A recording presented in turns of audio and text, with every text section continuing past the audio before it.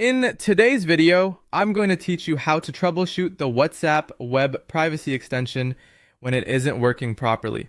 If the extension seems unresponsive, or if features on WhatsApp web are not behaving the way you expect, there are a few simple things you can do to refresh the setup and get everything working again. We're going to focus on 3 key actions that are often enough to fix the issue. First, open your browser's extension manager. This is the section of your browser where all installed extensions are listed and managed.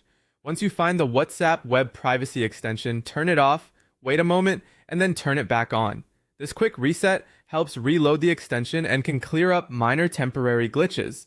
If the extension had trouble starting correctly, toggling it off and back on often forces it to reconnect properly with your browser session.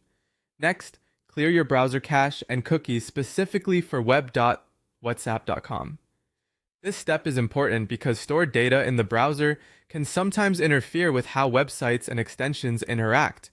Over time, cached files or old cookies may cause WhatsApp web to load outdated elements, which can stop the extension from functioning as intended. When you remove that saved site data, you're giving the page a clean slate the next time it loads. Be careful to clear the data for the WhatsApp website itself so you don't remove more browsing data than necessary unless you want to. After that, refresh WhatsApp web. Once the page reloads, check whether the extension is working again.